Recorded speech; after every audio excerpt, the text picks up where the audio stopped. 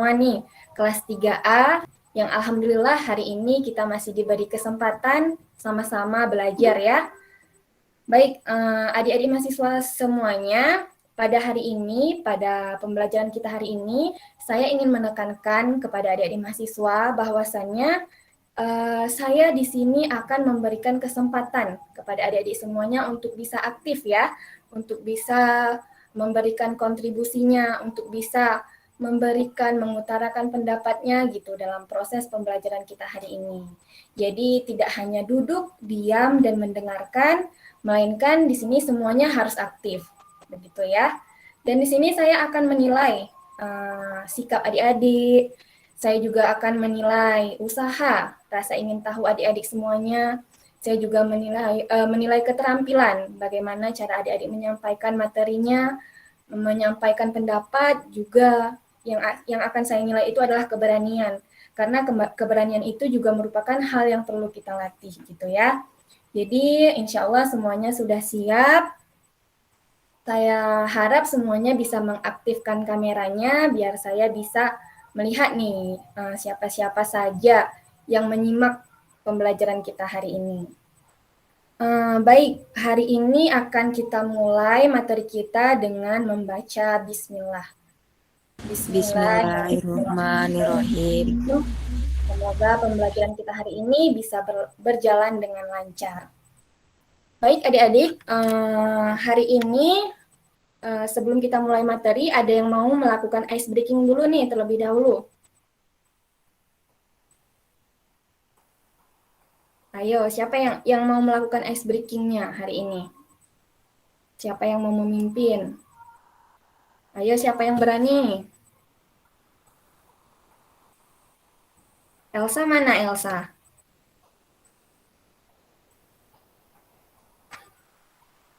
Ayo, mana nih? Kan kita tadi udah sepakat ya di awal, harus berani, harus berpartisipasi, harus aktif semuanya gitu kan. Jadi di sini saya nilai juga siapa yang berani, siapa yang aktif gitu.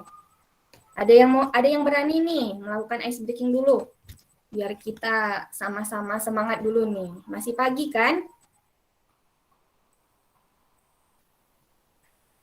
Coba yang tampil hari ini itu ada Raisa dengan Seria. Boleh Raisa aja yang melakukan ice breaking-nya. Raisa ada? Ada, Bu. Oke, silahkan Raisa.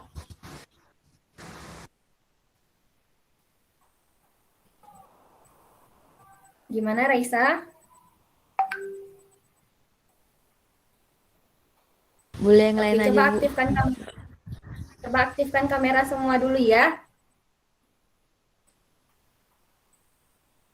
Coba Raisa. Raisa nih harus berani Raisa. Kan calon guru TK ya. Tidak ada yang berani di kelas 3A.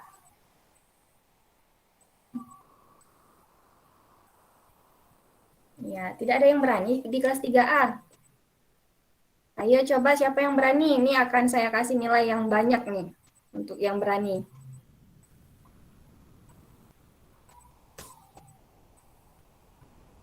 Ayo, siapa yang mau? Kalau tidak, Elsa aja deh. Coba Elsa. Elsa ada ya? Hadir, Bu. Ayo silakan. Ya, silakan Elsa. Nggak apa-apa. Kita harus berani ya Elsa ya. Yang penting keberanian. Kalau salah kita masih bisa belajar sama-sama kan? Itu gunanya kita belajar kan? Oke, silakan Elsa. Diam aja, Bu. Gimana? Gimana, Sa? Dian aja. Oh, Diana. Elsa bisa? Bisa. Ya udah. Kalau Diana mau nggak apa-apa. Yang mana nih? Oke, boleh Elsa saja dulu ya. Ya, Bu. Ya, silakan Elsa. Ibu ice breaking-nya masih yang kemarin nggak apa-apa? Nggak apa-apa, boleh. Masih boleh kok. Yo, ikutin. Ya, semuanya Bismillahirrahmanirrahim. ikutin ya. Ya, Bu.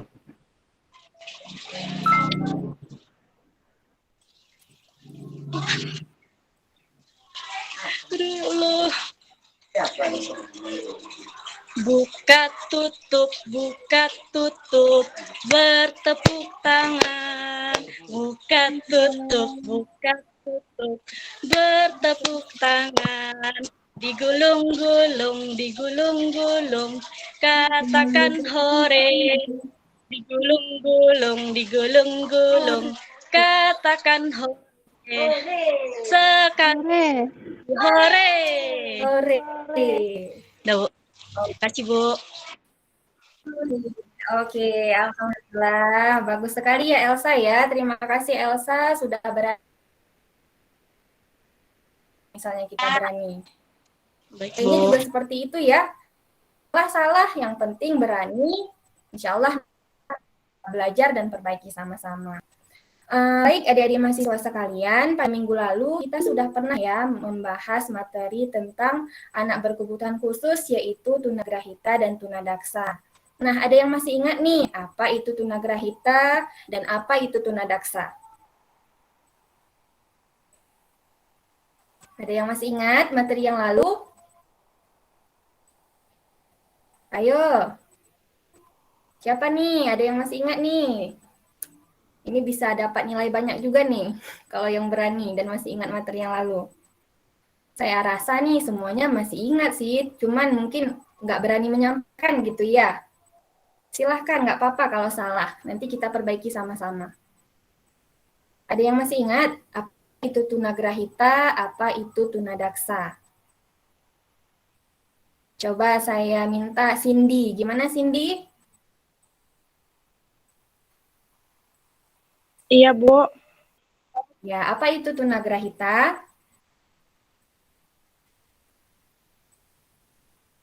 Masih ingat apa itu tunagrahita atau tunadaksa? Gimana Cindy bisa? Tunagrahita yaitu hambatan mental dan intelektual kecerdasan tidak bisa disamakan sama anak normal. Iya. Itu, Bu. Iya, benar. Ya, bagus sekali ya Cindy masih ingat materi yang lalu. Jadi, tunagrahita itu adalah anak dengan hambatan mental dan intelektual gitu. Jadi benar anak tunagrahita ini dia tidak sama dengan anak normal karena mereka memiliki hambatan khusus gitu ya. Ya, bagus. Berarti Cindy masih ingat nih. Saya rasa teman-teman yang lain juga masih ingat kan? Selanjutnya, apa itu tunadaksa? Ada yang bisa jawab? Saya, Bu. Oke, Aldi. Siapa nih? Alda ya? Silakan Alda.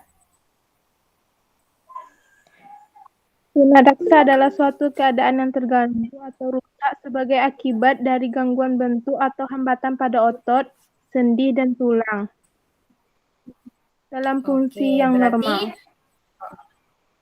Oke, bagus ya. Jadi tunadaksa itu adalah anak dengan hambatan fisik gitu ya.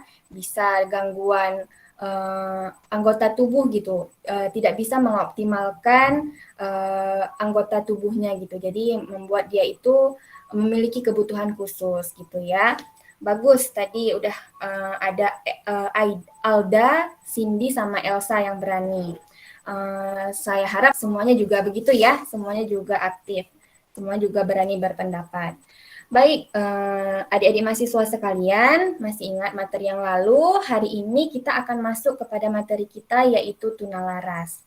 Apa itu tunalaras? Dan seperti apa sih sebenarnya tunalaras itu gitu ya. Jadi yang kita bahas itu ada pengertian, ada klasifikasi, selanjutnya ada karakteristik, etiologi, dampak, dan intervensi dari tunalaras. Nah, itu adalah pokok pembahasan yang akan kita bahas hari ini. Dan saya beri kesempatan terlebih dahulu nih kepada kedua pemateri kita, yaitu Raisa Salsabila dan juga Sri Agustina Jirniati, untuk menyampaikan papernya, untuk menyampaikan materinya hari ini. Baik, silahkan Raisa dengan Sri untuk share PowerPoint-nya ya. Ya, Bu.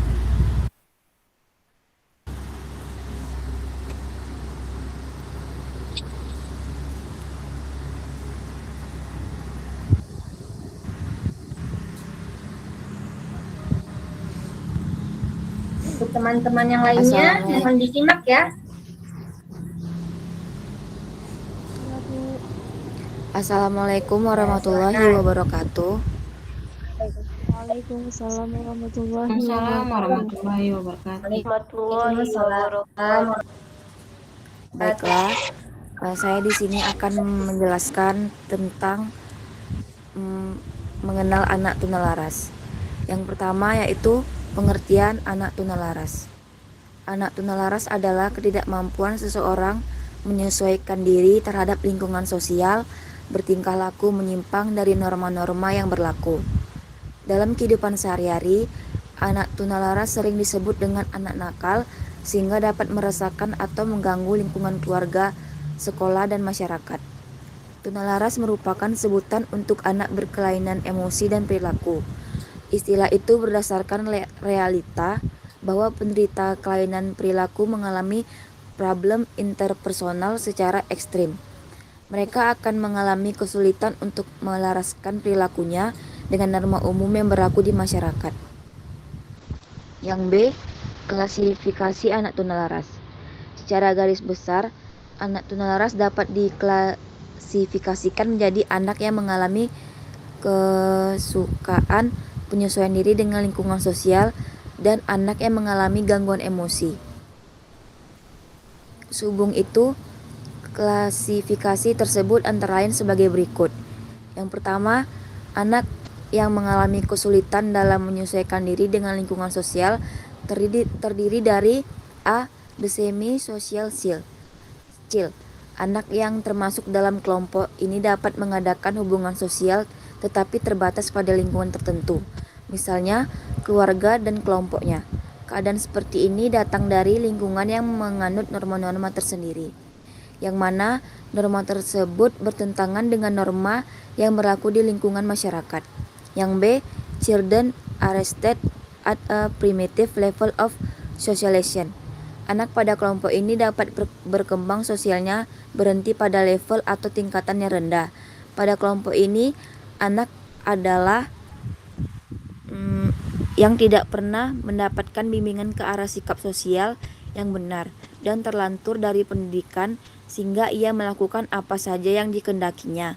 Hal ini disebabkan oleh tidak adanya perhatian dari orang tua, mengakibatkan perilaku anak di kelompok ini cenderung dikuasai oleh dorongan nafsu saja. Meskipun demikian, anak masih dapat memberikan respon pada perlakuan yang ramah. Yang dua, children with minimum socialization capacity. Anak kelompok ini tidak mempunyai kemampuan sama sekali untuk belajar sikap sosial. Ini disebabkan oleh pembawaan atau kelainan anak itu tidak pernah mengenal hubungan kasih sayang, sehingga anak pada golongan ini banyak bersikap apatis dan egois. Yang C, karakteristik anak tunalaras. Karakteristik anak tunalaras menurut Rusli Ibrahim sebagai berikut. Yang pertama, inteligensia dan prestasi akademis. Yang kedua, persepsi dan keterampilan motorik. Yang ketiga, karakteristik akademik. Yang keempat, karakteristik sosial dan atau emosional. Baiklah, selanjutnya akan dibacakan oleh Sri Agustina.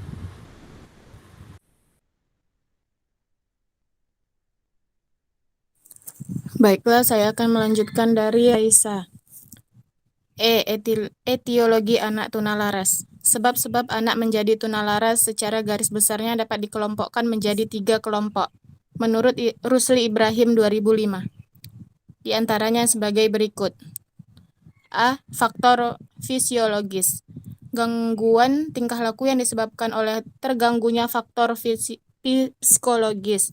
Terganggunya faktor psikologis biasanya diwujudkan dalam bentuk tingkah laku yang menyimpang seperti normal fixation, aggressive resignation, dan concept of discrepancy.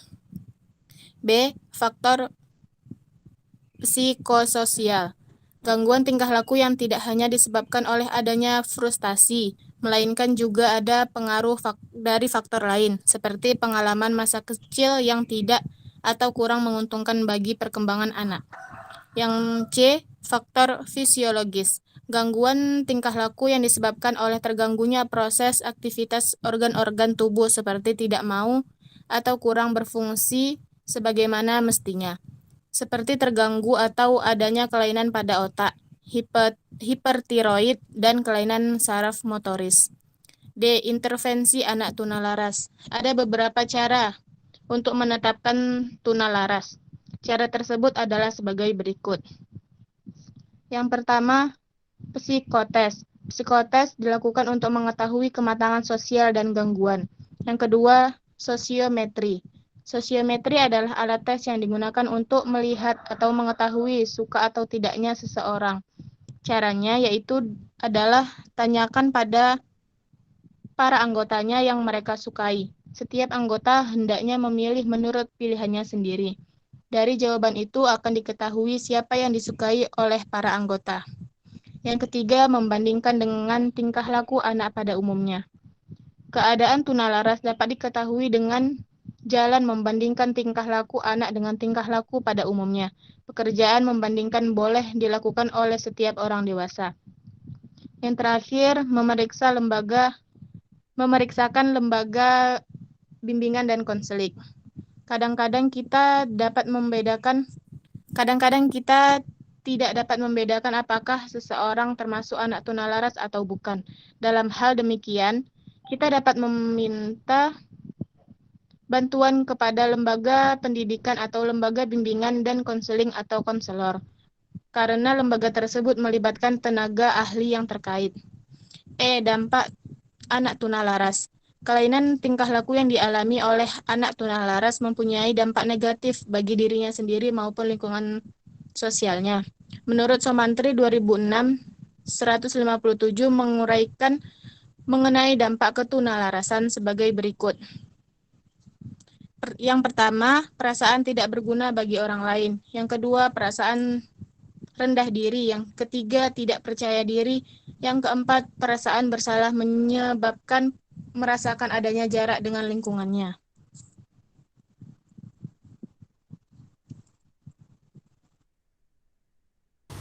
Baiklah, mungkin itu saja yang dapat kami sampaikan. Jika ada kelompok yang ingin bertanya, kami persilakan. Oke, baik. Sebelum masuk kepada sesi pertanyaan, marilah sama-sama kita dengarkan dulu ya video materi tentang hari ini. Tadi saya komentar sedikit, sudah bagus ya penyampaian dari Raisa Salsabila, Sri Agustina Jerniati. Insya Allah kedepannya harus lebih semangat lagi gitu ya cara menyampaikannya. Baik, adik-adik sekalian, saya izin share screen. Silahkan disimak videonya dengan baik ya.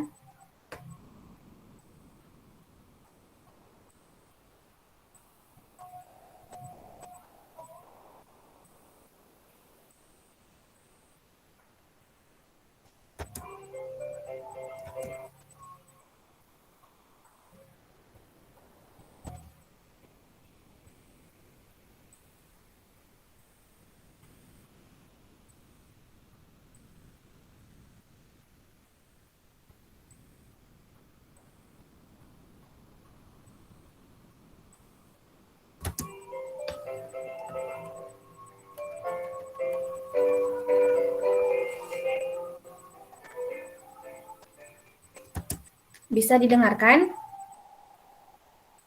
Bisa, Bu. Bisa, Bu. Materinya saya didengar. Oke.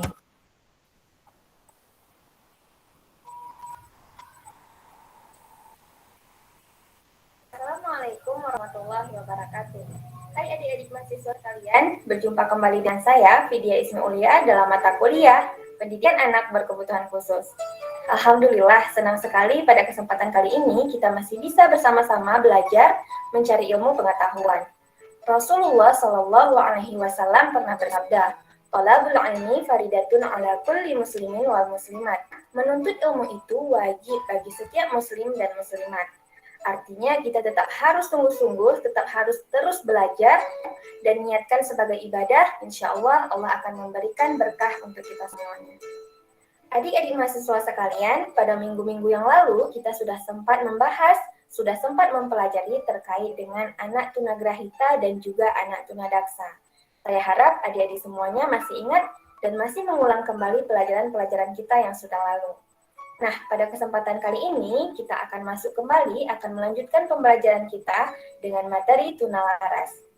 Ada yang tahu apa itu tunalaras? Kemudian bagaimana sih ciri-ciri dan klasifikasi anak tunalaras itu? Juga bagaimana ya layanan pendidikan yang bisa diberikan untuk anak tunalaras? Adapun pokok pembahasan yang akan kita bahas dalam kesempatan kali ini yaitu berkaitan dengan pengertian, klasifikasi, karakteristik, etiologi, dampak, dan intervensi dari tunalaras. Masuk kepada pengertian tunalaras.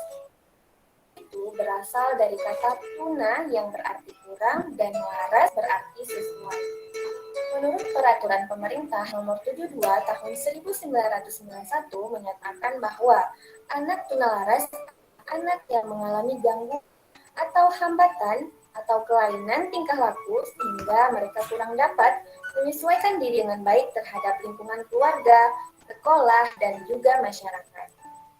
Hati Sumantri pada bukunya 2007 mengatakan bahwa anak tunalaras itu adalah anak yang mengalami gangguan ataupun hambatan emosi dan berkelainan tingkah laku sehingga kurang dapat menyesuaikan diri dengan baik dalam lingkungan keluarga, sekolah, dan juga masyarakat.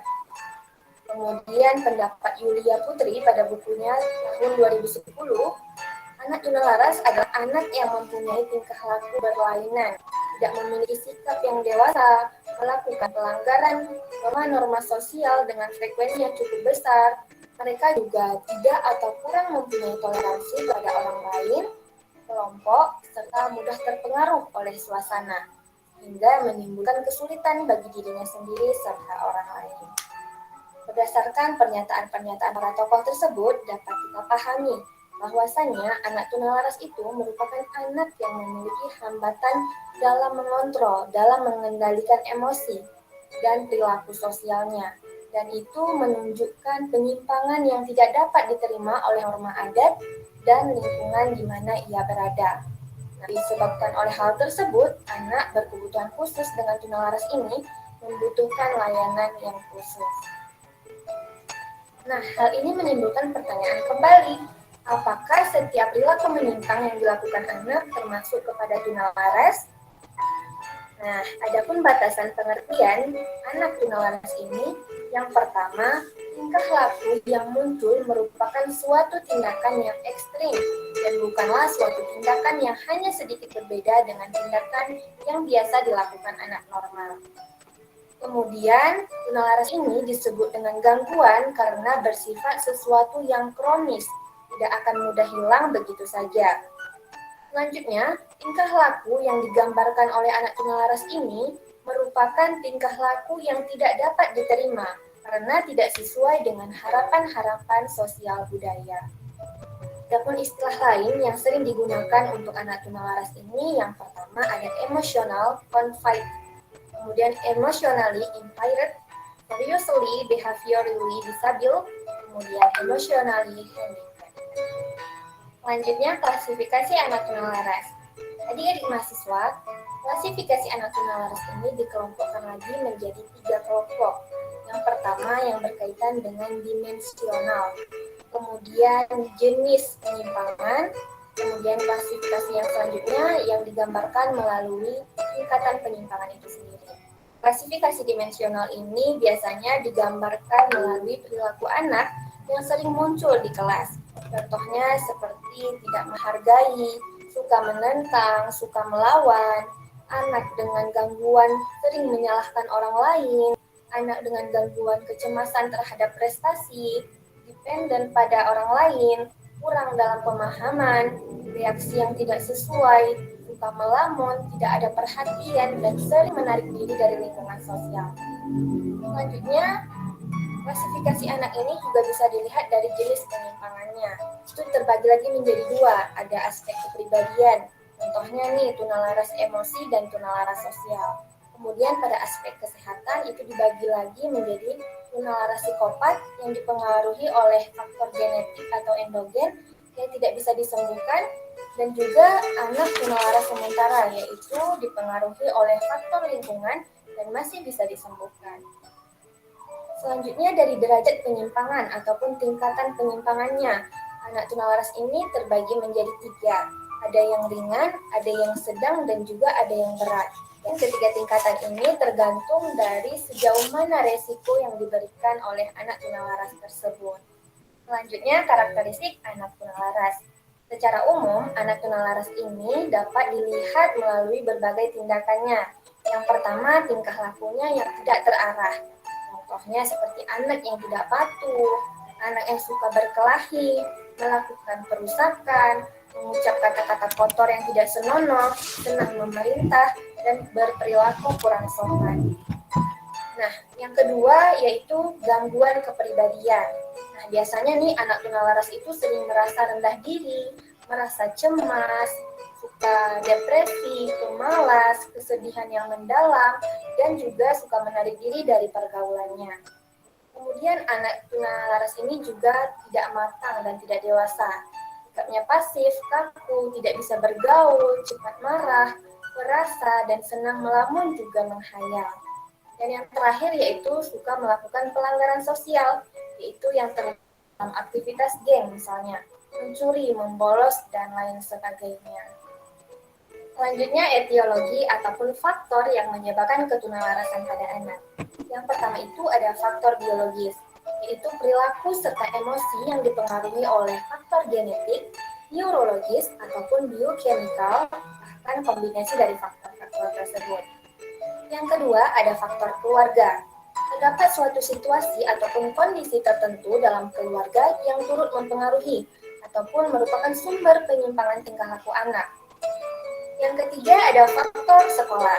Sekolah lingkungan kedua setelah keluarga. Lingkungan sekolah juga merupakan tempat berkembangnya penyimpangan tingkah laku anak. Dan faktor yang keempat adalah faktor budaya. Anak, keluarga, dan sekolah melekat pada budaya yang mempengaruhi mereka. Karena itu, kebiasaan dan keadaan budaya juga dapat mempengaruhi perilaku menyimpang bagi anak. Selanjutnya, intervensi terhadap anak tunalaras. Ada beberapa pendekatan yang bisa kita lakukan dalam usaha untuk mengatasi permasalahan bagi anak tunalaras. Yang pertama, ada pendekatan biomedis. Pendekatan ini berusaha memandang dan memperlakukan anak tunalaras dari sudut pandang ilmu kedokteran. Yang kedua, ada pendekatan psikodinamik.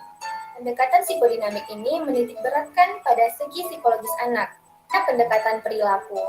Pendekatan perilaku atau modifikasi perilaku adalah usaha untuk mengubah perilaku yang merupakan problematika sosial dan personal bagi anak. Pendekatan yang keempat ada pendekatan pendidikan siswa. Secara umum ada 2, yang bersifat integrasi dan yang bersifat segregasi. Ada yang masih ingat apa ya perbedaan antara 2 jenis pendidikan ini? Ya, benar sekali. Sekolah ataupun pendidikan integrasi adalah pendidikan yang menggabungkan antara anak normal dan anak yang berkebutuhan khusus. Contohnya seperti sekolah inklusif. Selanjutnya, layanan pendidikan yang bersifat segregasi, yaitu pendidikan yang diberikan kepada anak berkebutuhan khusus, khususnya anak tunalaras yang dipisahkan dari anak normal. Contohnya seperti SLBE, kemudian sekolah luar biasa berasrama, kemudian kelas kunjung, dan bisa juga homeschooling. Yang kelima adalah pendekatan ekologi. Pendekatan ini menitik beratkan pada faktor-faktor dan tekanan-tekanan dalam masyarakat. Usaha pada pendekatan ini difokuskan pada pengaruh interaksi lingkungan terhadap anak, sehingga pendekatan ini menekankan kolaborasi antara keluarga, sekolah, teman, maupun lingkungan masyarakat. Dari materi kita kali ini dapat kita simpulkan bahwasannya anak tunalaras adalah sebutan bagi anak yang mengalami hambatan dalam mengontrol emosi dan perilaku sosial. Klasifikasi anak tunalaras dapat kita lihat berdasarkan 3 kelompok. Yang pertama dari dimensional, kemudian jenis penyimpangan, dan yang terakhir adalah derajat penyimpangan. Secara umum, ada 4 karakteristik anak tunalaras. Yang pertama, mereka memiliki tingkah laku yang tidak terarah, gangguan kepribadian, tidak matang dan tidak dewasa dalam sikap, dan yang terakhir adalah pelanggaran sosial. Adapun faktor yang menyebabkan ketunalarasan pada anak, yang pertama faktor biologis, kemudian faktor keluarga, faktor sekolah, Dan yang terakhir, faktor lingkungan budaya. Ada beberapa pendekatan yang bisa kita lakukan untuk mengatasi permasalahan anak tunalaras, yaitu pendekatan biomedis, pendekatan psikodinamik, pendekatan perilaku, pendekatan pendidikan, dan pendekatan ekologi. Baiklah adik-adik mahasiswa sekalian, sekian pemaparan materi dari saya. Semoga materi ini dapat bermanfaat untuk kita semua dan bisa kita aplikasikan dalam kehidupan kita sehari-hari. Saya Vidya Ismulia mohon undur diri, tetap semangat, terus belajar di rumah. Saya akhiri, wabillahi taufiq wal hidayah. Assalamualaikum warahmatullahi wabarakatuh. Assalamualaikum warahmatullahi wabarakatuh. Oke, baik. Materinya sudah bisa didengarkan kan tadi ya? Bisa, Bu. Oke, tadi kita ya, dari video tadi sudah membahas terkait dengan pengertian, klasifikasi, kemudian karakteristik, etiologi, dampak, dan intervensi dari tunalaras gitu. Jadi saya harap tadi semuanya bisa mendengarkan dengan baik ya. Tadi ada juga siapa tadi? Adiknya juga mendengarkan, ikut mendengarkan tadi saya lihat. Bagus ya. Baik, adik-adik sekalian. Si Sabrina tadi ya, Sabrina Aida. Adiknya juga ikut mendengarkan. Oke, tidak apa-apa. Baik adik-adik sekalian, setelah pemaparan materi dari kedua pemateri dan juga tadi video pembelajaran yang saya berikan, selanjutnya kita masuk kepada sesi eksplorasi. Nah, pada sesi eksplorasi ini, saya berikan kesempatan nih kepada adik-adik mahasiswa semuanya untuk menyampaikan curahan bacaan, bisa berupa pengalaman-pengalaman nih. Kayak Elsa kan udah ngajar ya di TK, jadi mungkin ada ketemu dengan anak tunalaras, bisa diceritakan gitu, atau di lingkungannya juga adik-adik ini mungkin ada ketemu, ada jumpa dengan anak-anak tunalaras, bisa diceritakan pada sesi ini. Baik, silahkan siapa dulu nih yang mau menyampaikan? Curahan bacaan boleh, pengalamannya boleh.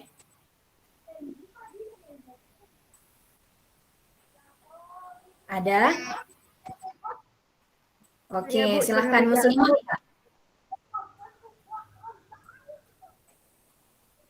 Gimana Muslimah? Assalamualaikum warahmatullahi wabarakatuh. Waalaikumsalam warahmatullahi wabarakatuh. Tunalaras. Tunalaras merupakan individu yang mengalami hambatan dalam mengendalikan emosi dan kontrol sosial. Individu tunalaras pada umumnya menunjukkan perilaku penyimpangan yang tidak sesuai dengan norma dan aturan yang berlangsung di sekitarnya. Tunalaras dapat disebabkan karena faktor internal dan faktor eksternal, yaitu pengaruh dari sekeliling yang terkait sekitarnya. Klasifikasi anak tunalaras.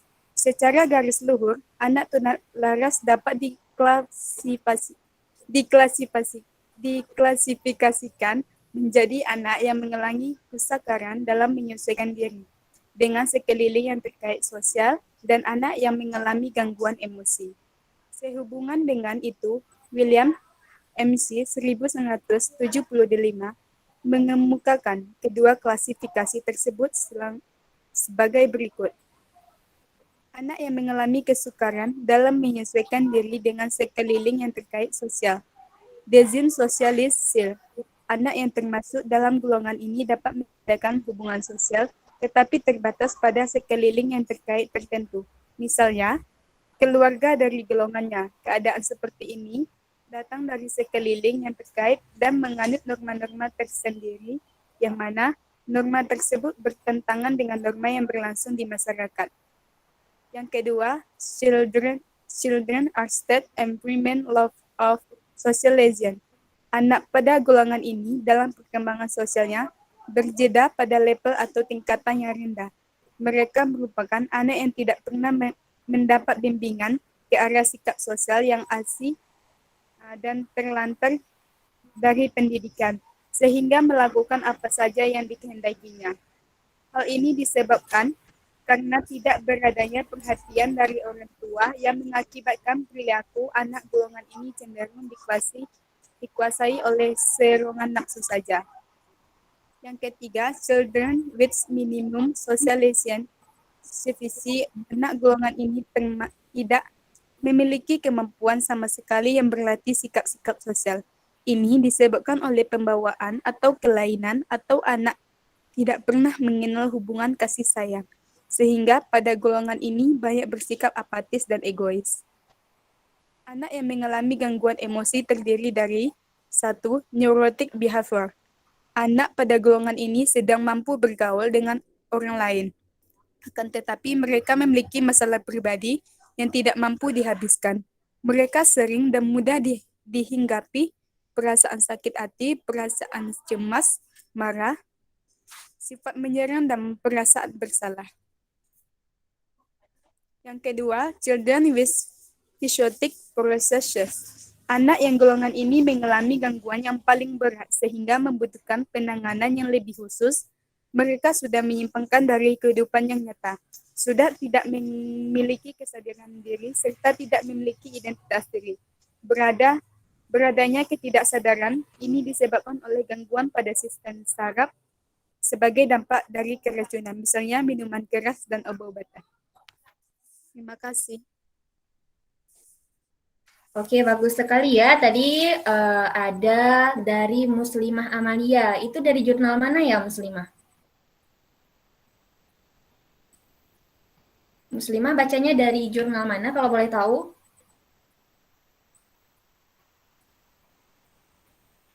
Muslimah ada? Oke, mungkin dari jurnal tertentu gitu ya. Jadi bagus tadi isinya terkait dengan pengertian klasifikasi anak tunalaras gitu. Ada yang tunalaras sosial, ada juga dengan tunalaras emosi gitu tadi disampaikan ya. Bagus sekali. Baik, selanjutnya siapa lagi yang ingin menyampaikan?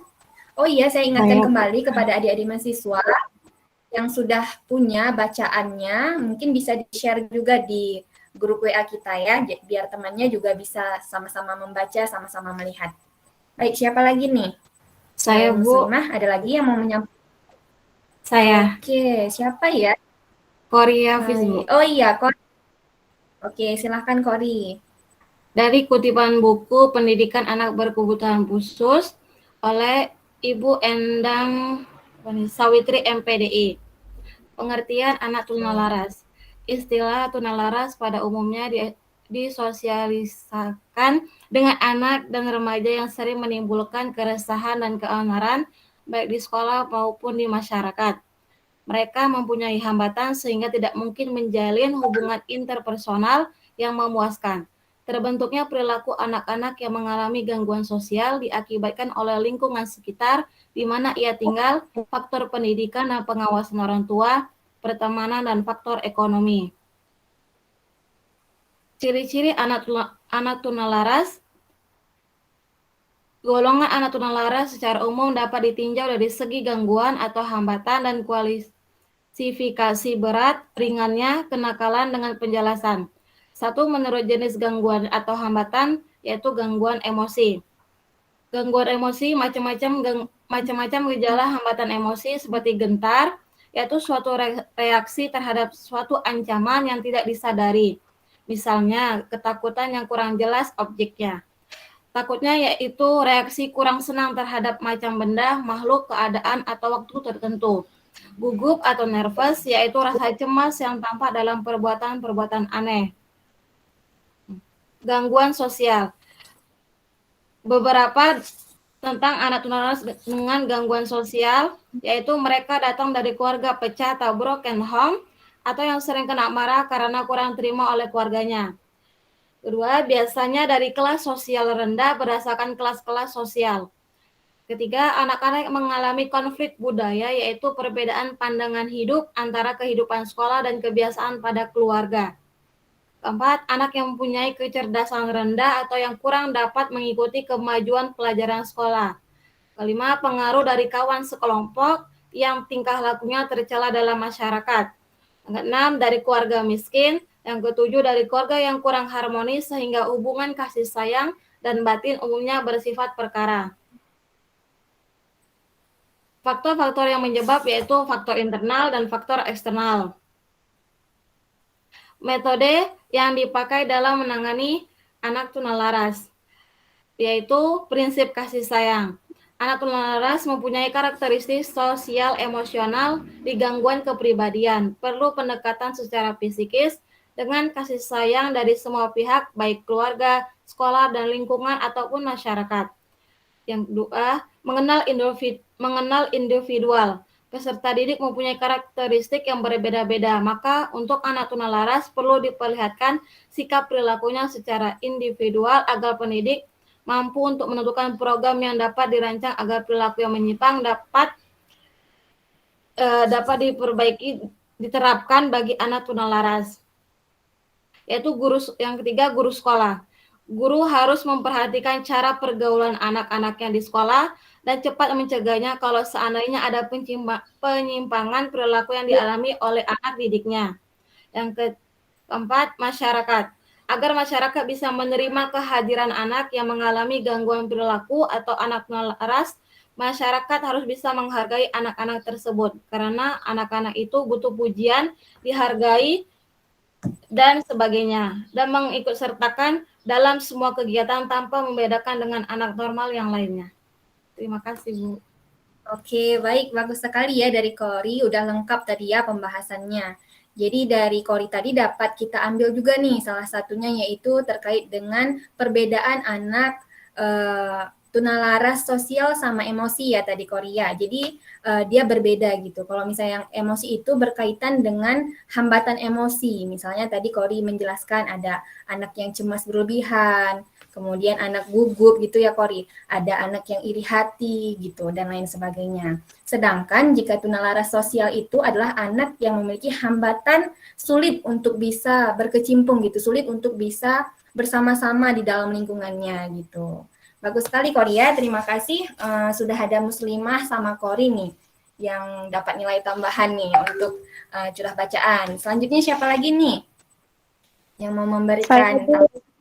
Diana, Oke, Bu. Cindy. Oh, Diana. Diana apa Cindy? Cindy aja, Bu. Oke, boleh Cindy dulu ya. Mungkin bisa dipaparkan dengan singkat gitu ya, Cindy ya. Iya, Bu. Oke, silakan Cindy. Adapun profil anak tunalaras yaitu gangguan tunalaras atau gangguan emosi dan perilaku. Menurut Halahan dan Kaufman tahun 2006 dapat dimulai dari 3 ciri khas kondisi emosi dan perilaku. Yang pertama, tingkah laku yang sangat ekstrim dan bukan hanya berbeda dengan tingkah laku anak lainnya. Yang kedua, suatu problem emosi dan perilaku yang kronis yang tidak bisa muncul secara langsung. Yang ketiga, tingkah laku yang tidak dapat diharapkan oleh lingkungan karena bertentangan dengan harapan sosial dan kultural sebagaimana tampak dalam peristilahannya. Tunalaras atau gangguan emosi diuraikan sebagai kesulitan dalam penyesuaian diri di tingkah laku yang tidak sesuai dengan norma-norma yang berlaku dalam lingkungan kelompok usia maupun masyarakat pada umumnya, sehingga merugikan dirinya maupun orang lain. Sedangkan menurut Hayward dan Orlansky tahun 1988 dalam Sunardi tahun 1996 mengatakan seseorang dikatakan mengalami gangguan perilaku apabila memiliki 1 atau lebih dari 5 karakteristik berikut dalam kurun waktu yang lama. Yang pertama, ketidakmampuan untuk belajar yang bukan disebabkan oleh faktor intelektualitas, alat indera maupun kesehatan. Yang kedua, ketidakmampuan untuk membangun atau memelihara kepuasan dalam menjalin hubungan dengan teman sebaya dan pendidik. Yang ketiga, tipe perilaku yang tidak sesuai atau perasaan yang di bawah keadaan normal. Yang keempat, mudah terbawa suasana hati atau emosi labil, ketidakbahagiaan atau depresi. Yang kelima, kecenderungan untuk mengembangkan simptom-simptom fisik atau ketakutan-ketakutan yang diasosiasikan dengan permasalahan-permasalahan pribadi atau sekolah. Sudah, Bu. Oke, bagus ya bacaan dari Cindy. Ini teman-teman lain juga perlu tahu ya. Tadi Cindy menjelaskan bahwasannya ada batasan ternyata nih untuk anak tunalaras itu. Jadi tidak semua anak nakal atau tidak semua anak yang melakukan penyimpangan itu dapat kita sebut dengan anak tunalaras gitu, karena ada beberapa batasannya. Tadi ada 3 ya Cindy ya jelaskan. Yang pertama itu tingkah lakunya itu tingkah laku yang muncul itu merupakan suatu tindakan yang ekstrim dan bukanlah suatu tindakan yang hanya sedikit berbeda dari tindakan anak normal. Nah, gimana tuh maksudnya tindakan yang ekstrim? Coba ada yang bisa jelaskan, bagaimana ya maksudnya nih tindakan yang ekstrim itu seperti apa sih gitu? Atau Cindy yang jelaskan tadi. Gimana sih? Seperti kayak dia melukai fisiknya gitu Bu, atau melukai tubuhnya. Ya, bagus ya, begitu ya. Jadi tindakan yang dia lakukan itu bersifat ekstrim, maksudnya berbahaya. Betul tadi yang Cindy katakan, misalnya bisa saja melukai dirinya sendiri atau bahkan bisa juga melukai orang lain. Jadi itu batasannya untuk pengertian anak tunalaras yang pertama. Dan yang kedua disebut gangguan karena bersifat sesuatu yang kronis dan tidak akan mudah hilang begitu saja gitu. Jadi ketika anak misalnya nih kan anak PAUD gitu ya, sering melakukan kesalahan ketika itu tidak bersifat kronis dan tidak maksudnya tidak pada diri anak itu sudah lama gitu. Jadi itu tidak termasuk kepada tunalaras jika kenakalannya itu tidak menetap gitu ya, maksud saya maaf, tidak menetap pada diri anak tersebut gitu. Jadi yang disebut tunalaras ini yang memang dia sudah melekat dan sudah menjadi kepribadian lah, kita bilang kepribadian dari anak tersebut untuk melakukan hal yang menyimpang. Selanjutnya batasan ketiga, tingkah laku tersebut merupakan tingkah laku yang tidak dapat diterima karena tidak sesuai dengan harapan-harapan sosial budaya. Itu contohnya, ada yang bisa menjelaskan seperti apa tuh contohnya?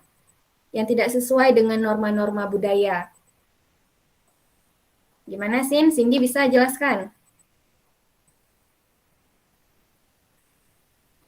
Iya, contohnya itu misalnya seperti anak yang suka mencuri gitu ya, anak yang suka berbohong, anak yang suka menipu dan lain sebagainya, yang memang perilakunya itu tidak bisa diterima oleh norma-norma budaya gitu. Baik, bagus sekali tadi dari Cindy. Oke, silahkan tadi ada satu lagi ya. Siapa yang mau menyampaikan curahan bacaannya? Diana, Atau Bu. mungkin Diana, boleh. Silahkan Diana. Tunalaras, pengertian tunalaras. Istilah tunalaras berasal dari kata tuna yang berarti kurang dan laras berarti sesuai. Jadi, anak tunalaras berarti anak yang bertingkah laku yang kurang sesuai dengan lingkungannya. Perilakunya sering bertentangan dengan norma-norma yang terdapat di dalam masyarakat, tetapi tempat ia berada. Dalam Peraturan Pemerintah Nomor 72 Tahun 1991 disebutkan bahwa tunalaras adalah gangguan atau hambatan atau kelainan tingkah laku sehingga kurang dapat menyesuaikan diri dengan baik terhadap lingkungan keluarga, sekolah, dan masyarakat. Sementara itu, masyarakat lebih mengenal dengan istilah anak nakal. Seperti halnya istilah, definisi mengenai tunalaras juga beraneka ragam.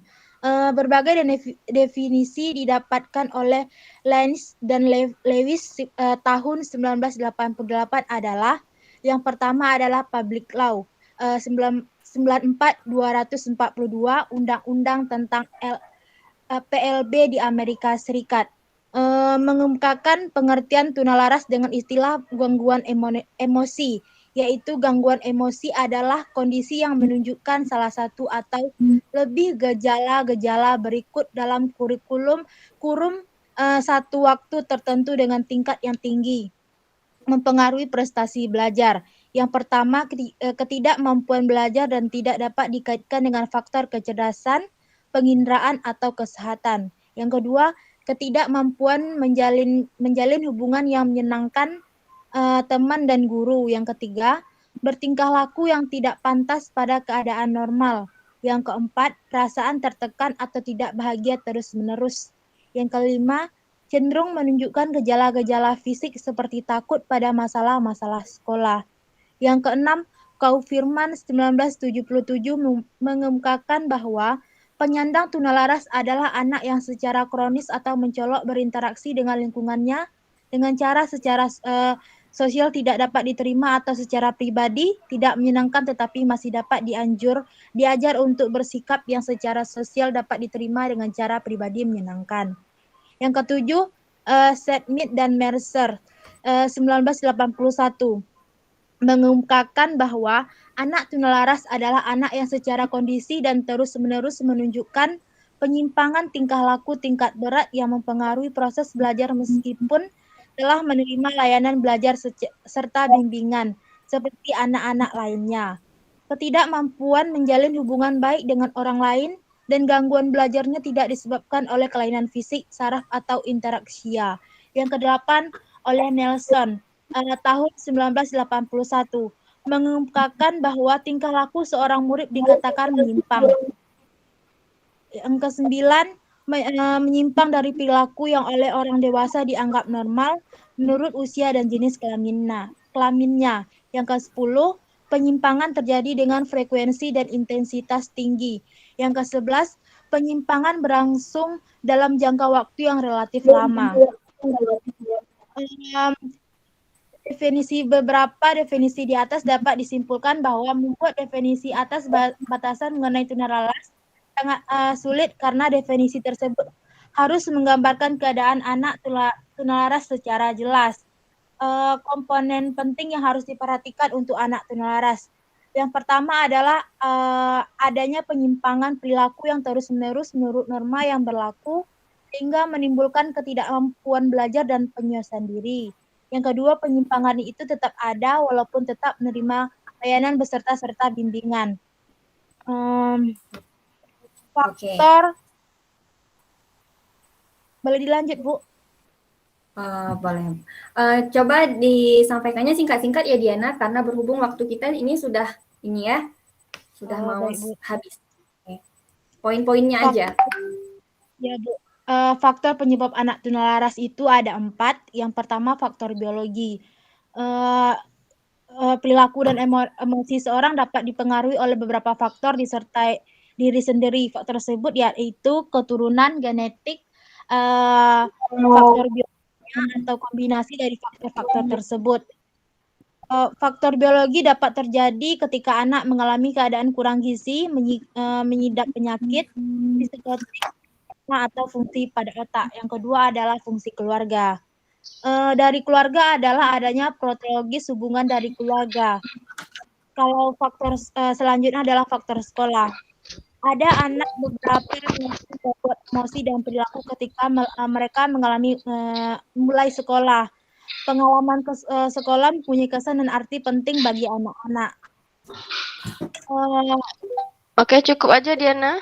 Cukup. Baik, Bu. Sekian dan terima kasih. Oke, baik. Terima kasih ya Diana, lengkap sekali ya pembahasannya. Oke, udah bagus. Tadi hampir sama juga dengan teman-teman yang lain ya, jawabannya ya.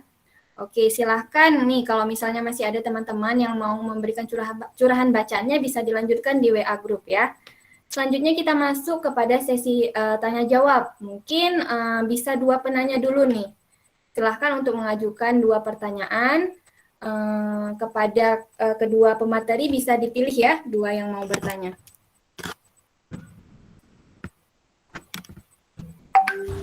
Ada yang mau bertanya? Kepada kelompok yang ingin bertanya kami persilakan. Assalamualaikum warahmatullahi wabarakatuh. Waalaikumsalam.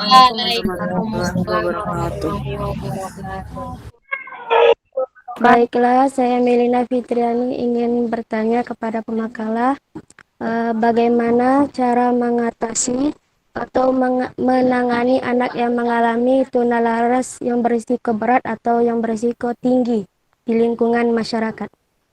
Sekian dari saya, terima kasih. Assalamualaikum warahmatullahi wabarakatuh. Waalaikumsalam warahmatullahi wabarakatuh. Saya Winnie Devitra ingin bertanya, apa peranan bimbingan konseling bagi anak tunalaras? Coba jelaskan, terima kasih. Oke, jadi ada 2 pertanyaan ya. Yang pertama dari Melina, yaitu bagaimana cara kita menangani anak dengan hambatan tunalaras yang berat gitu ya. Kemudian dari Windu, apa sih peran bimbingan konseling terhadap anak tunalaras gitu. Bagus sekali ya, pertanyaannya ada 2. Baik, untuk kedua pemateri apakah bisa langsung dijawab? Dicari dulu, Bu. Oke, bisa dicarinya agak cepat sedikit ya. Ini waktu kita sudah hampir selesai. Mungkin sembari Raisa dengan temannya kedua pemateri mencari jawaban, mungkin tadi ada yang mau melakukan ice breaking lagi nih.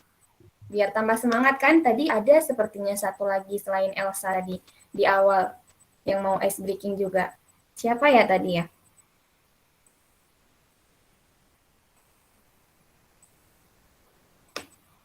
Siapa tadi?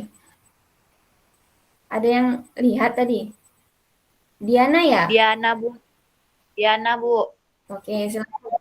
Oke, mana nih Diana? Kok nggak dijawab Ibu tanya? Silahkan Diana. Minggu depan. Oh, minggu depan. Tadi tapi mau tampil ice breaking waktu awal. Ya, tapi tadi kan udah ada Bu beberapa teman biar besok minggu depan masih ada yang ice breaking, Bu. Oh, begitu. Jadi ada gilirannya gitu ya. Oke, baik adik-adik mahasiswa. Nah, sembari nih menunggu temannya yang mencari jawaban, tadi ada 2 ya.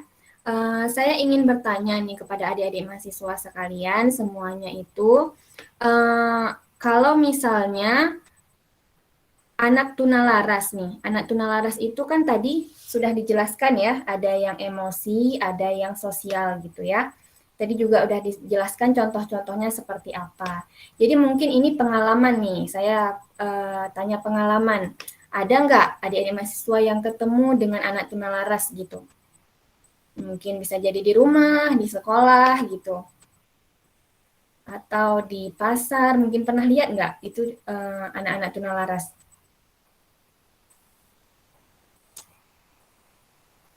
Halo.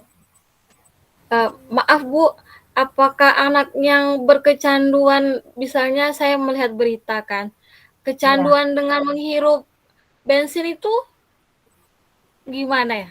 Apa yang disebut dengan anak tunalaras? Iya, kecanduan dengan bensin gitu ya. Itu Kori lihatnya di mana? Saya lihat di berita tuh di sekeliling nggak jauh dari rumah saya gitu kan. Dia suka kayak kalau bau-bau bensin tuh kayak kecanduan gitu Bu, nyium-nyium. Ya, ada ya biasa bensin, Makanya kemudian emosi kalau dia dilarang. lem gitu ya. Nah, kita kembali kepada pembahasan kita tadi. Gimana sih sebenarnya batasan untuk anak tunalaras itu gitu. Jadi menurut Kori sendiri nih, apakah anak tersebut dia berperilaku menyimpang seperti itu? Menyimpangnya Bu, emosinya gitu loh Bu, kalau misalnya orang tuanya yang kita lihat gitu dilarang, dia akan tambah mengemosikannya gitu Bu, amarahnya. Ya, terus apakah anak tersebut dia memiliki perilaku yang kronis? Udah kronis maksudnya sudah menjadi bagian dari dirinya perilaku tersebut. Gimana Bu?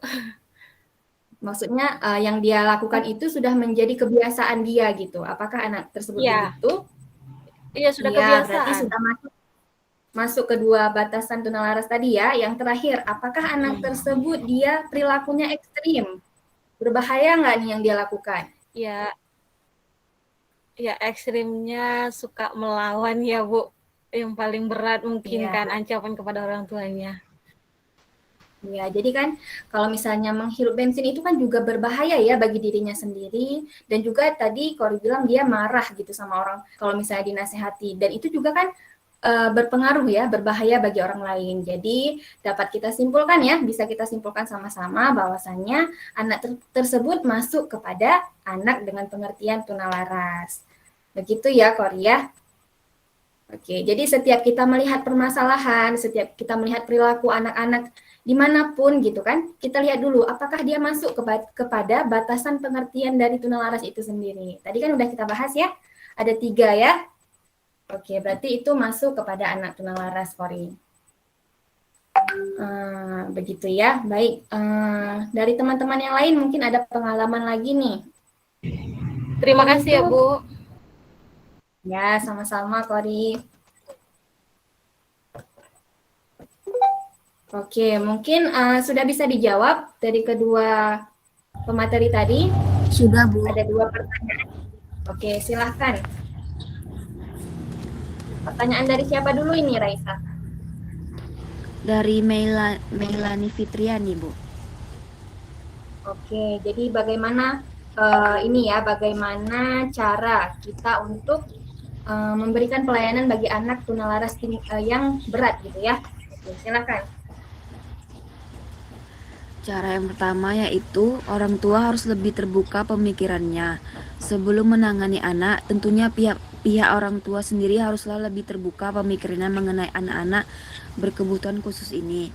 Sikap keterbukaan ini tentunya harus ada tunjukkan dari rasa menerima segala kondisi anak Anda saat ini. Yang kedua, lakukan pengawasan sedari dini. Seperti yang dijelaskan sebelumnya, anak-anak berkebutuhan khusus tentunya membutuhkan pengawasan yang lebih dibandingkan anak-anak pada umumnya. Yang ketiga, berikan motivasi, perhatian, dan bimbingan. Anak-anak yang memiliki berkebutuhan khusus tentunya membutuhkan motivasi, perhatian, serta bimbingan yang lebih dibandingkan dengan anak-anak lainnya. Dengan perhatian dan motivasi yang besar dan intens, tentunya membantu anak-anak bisa berkembang menjadi lebih baik lagi. Yang keempat, adaptasi dengan anak. Dibutuhkan adaptasi antara pengasuh, orang tua, serta anak-anak berkebutuhan khusus sendiri. Jika adaptasi tersebut tidak berjalan dengan lancar, tentu segala cara yang dilakukan tidak akan membantu perkembangan anak tersebut. Yang kelima, meningkatkan kedekatan emosional dengan anak. Kedekatan emosional menjadi salah satu bagian penting yang harus ada ketika Anda menangani anak-anak berkebutuhan khusus. Kedekatan emosional ini dibutuhkan agar anak-anak bisa percaya serta menjadi dekat dengan Anda. Ketika sudah terjalin kedekatan emosional yang tinggi, tentunya anak akan merasa aman dan terbuka dengan Anda. Oke, bagus. Ya, itu ya jawaban dari Raisa tadi. Jadi saya tambah sedikit, ada beberapa pendekatan ya. Tadi juga sudah sempat kita bahas, ada pendekatan biomedis itu ya, yang berkaitan dengan cara kedokteran gitu, bagaimana disembuhkan dengan obat gitu ya. Kemudian ada juga pendekatan psikodinamik, yaitu berkaitan dengan perilaku anak gitu. Jadi misalnya perilakunya sudah sangat berat nih, sangat menyimpang gitu. Jadi bisa dibiasakan gitu, bisa pergi ke psikolog atau psikiater gitu kan, untuk memperbaiki jiwa anak tersebut gitu. Kemudian bisa dengan pendekatan perilaku ya, kebiasaan-kebiasaan buruknya itu diubah menjadi kebiasaan-kebiasaan yang lebih baik gitu. Kemudian ada pendekatan pendidikan. Nah, untuk anak tunalaras yang berat ini dia tidak bisa masuk lagi ke sekolah gitu. Jadi biasanya untuk anak tunalaras ini dia ditangani oleh orang tuanya sendiri gitu, ataupun seperti ke psikolog tadi gitu ya, atau terapi-terapi bisa. Kemudian ada pendekatan ekologi juga, yaitu pendekatan masyarakat gitu. Jadi ketika misalnya pengaruhnya itu dari masyarakat nih, ketunalarasannya itu berasal dari pengaruh masyarakat, itu bisa misalnya kita pindah rumah misalnya gitu dan lain sebagainya. Itu ada beberapa pendekatan ya tadi Melina untuk menghadapi untuk memberikan pelayanan bagi anak tunalaras. Baik, kita langsung saja lanjut kepada pertanyaan kedua dari Windu. Oke, silahkan pemateri bisa dijawab dulu. Baiklah, saya akan menjawab pertanyaan dari Windu. Bagaimana peranan bimbingan konseling terhadap permasalahan yang dihadapi oleh anak tunalaras? Bimbingan dan konseling sebagai layanan sedikitnya memerlukan 4 pendekatan, yaitu pendekatan kritis, remedial, pencegahan, dan perkembangan. Pendekatan perkembangan dipandang pendekatan yang komprehensif, sehingga disebut pendekatan komprehensif.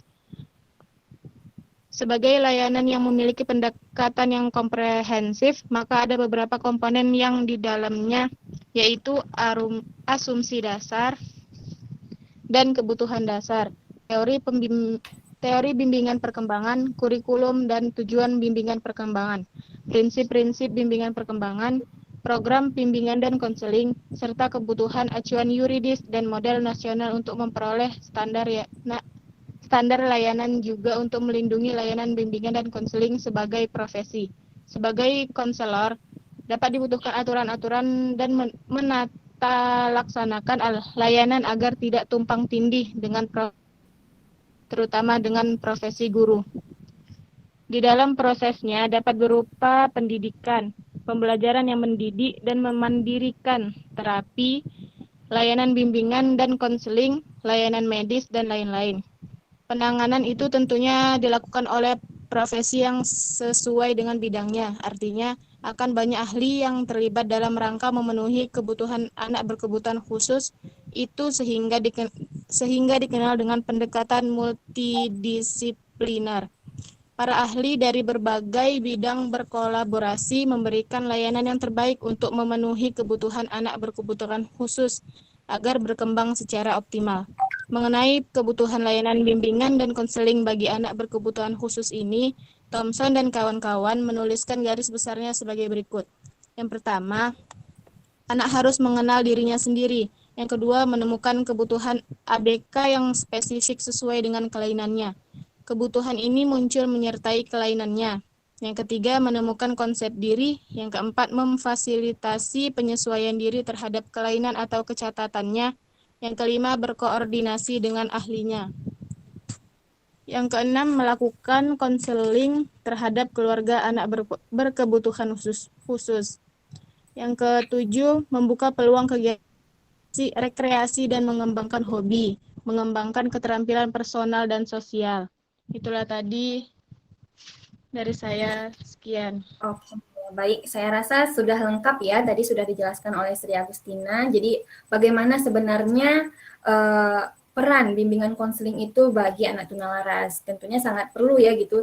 Jadi bimbingan konseling ini adalah penyuluhan gitu ya. Bagaimana cara untuk mengetahui misalnya sebab ketunalarasan, bagaimana cara menangani, kemudian bagaimana cara pendekatan gitu kan, untuk memperbaiki perilaku anak misalnya gitu. Jadi itu memang sangat berkaitan dan bimbingan konseling ini berperan penting gitu terhadap perkembangan anak tunalaras begitu ya. Bagus, ada 2 pertanyaan. Berhubung nih waktu kita mungkin sebentar lagi sudah habis. Bagi teman-teman yang mau bertanya silahkan di grup boleh ya, nanti bisa dijawab multi arah aja gitu. Jadi siapa yang mau menjawab boleh langsung dijawab gitu. Baik, sebelum di akhir pembelajaran kita hari ini, saya akan mengajak nih adik-adik semuanya untuk melakukan evaluasi terlebih dahulu.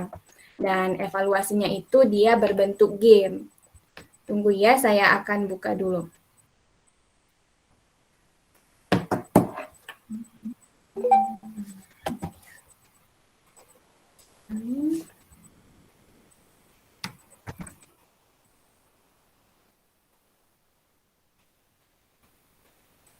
Oke, mohon ditunggu sebentar ya.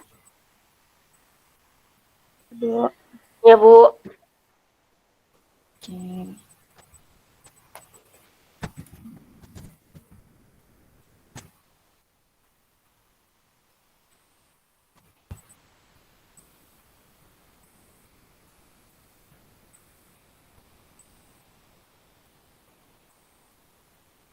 Oke, apa bisa dilihat? Belum, Bu. Belum, Bu. Oke, ya sebentar ya. Saya lupa masukkan ininya.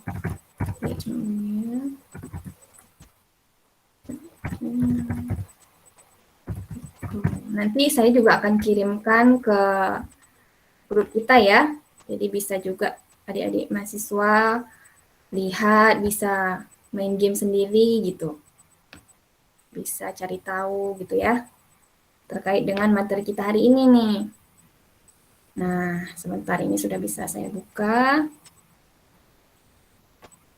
Oke, saya share dulu.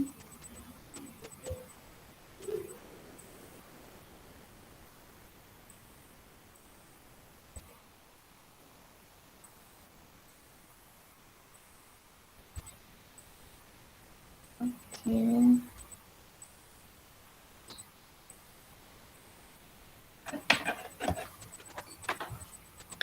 Oke, sembari menunggu ya, bisa dilihat ini saya kirimkan ke WA grup juga. Nah, di WA grup sudah saya kirimkan. Ya, bisa dilihat di WA grup juga ya, teman-teman ya.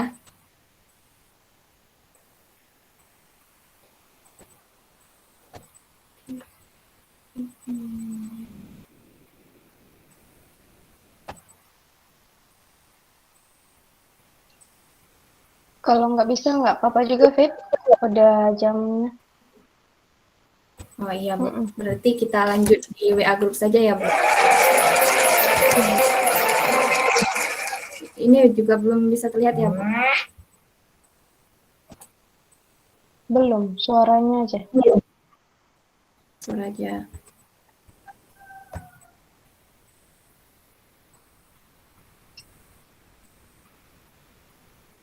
Sebentar.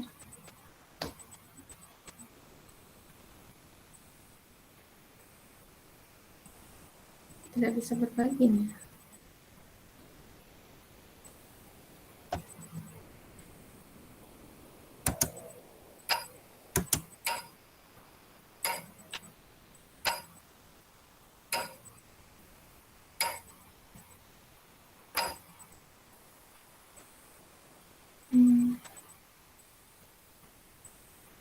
Oke, ini mungkin sudah bisa dilihat ya.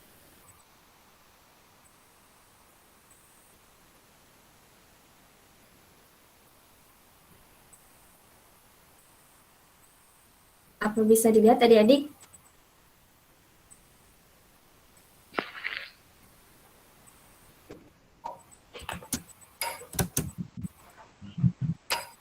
Bisa dilihat ya? Bisa, Udah, Bu. udah. Sudah, Bu. Silahkan. Ini ada pertanyaan ya. Yang pertama, tunalaras itu merupakan anak berkebutuhan khusus dengan klasifikasi hambatan apa nih? Ada mental dan intelektual, ada pendengaran, ada perilaku sosial, dan fisik. Nah, yang mana nih kira-kira? Ayo, ini Yang D, waktunya Bu. Yang D, Yang D, Bu. Yang D, Bu. Perilaku. Perilaku sosial dan emosional. Perilaku. Nah, jawabannya benar ya, teman ya? Oke, baik. Kita lanjut kepada pertanyaan kedua ya. Oke, pertanyaan kedua sudah siap? Oke. Udah, Bu. Sudah, Bu. Istilah yang sering disebut untuk menggambarkan anak tunalaras adalah, nah ini ada beberapa nih. Coba siapa yang mau jawab? Boleh jawab di grup juga nih. Saya, Bu, Soal yang kedua. D. Anak D. yang mana? D. D. D. D. D. D. D. D ya? Ya. Pakai D semua? Ya, Oke, kita coba ya. Emosional. Ini kecuali, ingat. Ada kata kecuali. C. C, Bu. C. C. Anak-anak coba yang C, Bu. ya. Ini banyak yang jawab D. Salah. Nah, jadi yang benar itu adalah yang kecuali intelektual handicap. Nah, kalau intelektual itu kan termasuk anak tunagrahita. Oke, kita lanjut kepada soal ketiga nih. Tunagrahita.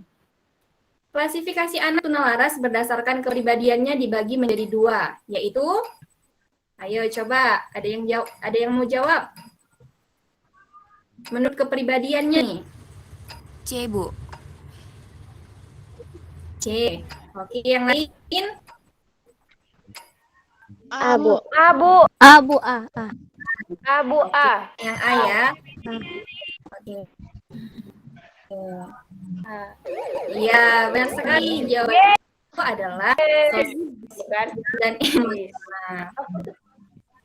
Oke, kita masuk ke babak selanjutnya. Pintar pokoknya anak kelas 3A ya, pintar semua. Nah, di sini kita bisa pilih ya. Nah, kita lihat.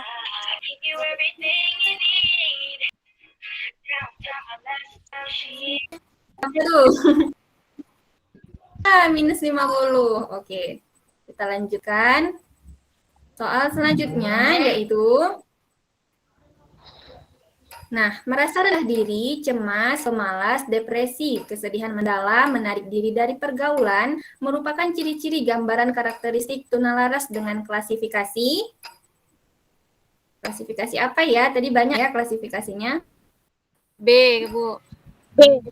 B, Bu. B. B. B. Oke, banyak itu B. Wah, benar lagi ya. Alhamdulillah, ternyata anak-anak kelas 3A semuanya pinter-pinter ya. Jadi berarti tadi materinya disimak. Bagus. Pintar sekali. Iya, pinter sekali. Ini yang terakhir. Layanan khusus yang bersifat segregasi yang dapat diberikan bagi anak tunalaras adalah D. D. D. D, Bu. Oke, sepakat semuanya? Oke, D. Oke, alhamdulillah betul lagi. Ya, jawabannya adalah lihat ya berapa nilai kita ya.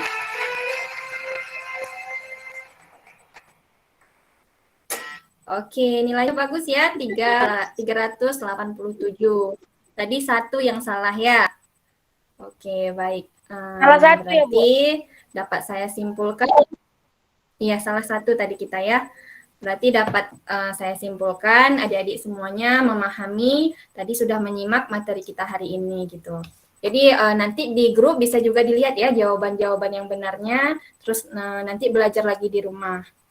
Mungkin begitu saja adik-adik semuanya. Saya Vidya Ismi Ulia mohon undur diri. Terima kasih saya ucapkan kepada adik-adik yang sudah berpartisipasi, sudah mengikuti pembelajaran tadi ya dari awal hingga ke akhir. Pesan saya tetap terus belajar, semangat terus ya gitu. Jadi kita belajar itu nggak hanya di perkuliahan saja, kita bisa belajar dimanapun kita mau gitu ya. Mungkin begitu saja dari saya. Apabila ada kesalahan, saya mohon maaf sebesar-besarnya. Terima kasih. Sekali lagi, saya akhiri. Wabillahi taufik wal hidayah. Assalamualaikum warahmatullahi wabarakatuh. Waalaikumsalam warahmatullahi wabarakatuh. Terima kasih, Bu. Masih ada 1-2 menit, Bu Vidya. Oh, 1 menit ya, Bu. Oke. Udah langsung ke acara selanjutnya ya? Iya, Bu. Ya. Kebetulan ada acara ini ya, Bu. Iya, sekilas aja ya. Jadi ini adalah juga pertemuan terakhir Bu Vidya di kelas kita ya. Kemarin udah rolling ke A, ke B, ke C. Jadi kita sangat berterima kasih ya kepada Bunda Vidya yang sudah memberikan banyak ilmunya kepada kita, pembelajaran yang menarik ya. Semoga dapat memotivasi adik-adik, didoakan kakaknya. Ya, walaupun panggilnya Bunda tapi masih kakak-kakak ya. Jadi ini adalah akhir dari peer teaching beliau ya, kegiatan PPL-nya kalau di kita, kalau beliau namanya field study. Nah, tentu kita sangat ini ya, mohon maaf atas kekurangan kita dalam menerima Kak Vidya di kelas kita. Semoga apapun yang dijalankan diberikan kelancaran oleh Allah Subhanahu wa taala tentunya. Sama-sama ya, kita doakan Kak Vidyanya. Terima kasih Kak Vidya atas segala ilmunya. Silahkan ya ditutup saja. Ya, terima kasih juga ya Bu. Terima kasih adik-adik semuanya yang sudah menerima kakak nih. Karena masih belajar juga ya. Jadi sudah bersedia menerima saya di sini. Saya ucapkan terima kasih. Semoga Allah membalas kebaikan adik-adik semua. Terima kasih juga Bu Heldanita atas bimbingannya selama ini. Oke, baik. Terima kasih. Saya akhiri. Assalamualaikum warahmatullahi wabarakatuh. Waalaikumsalam warahmatullahi wabarakatuh. Terima kasih Ananda. Terima kasih, Bu. Terima kasih, Bu. Terima kasih, Bu. Terima kasih, Bu.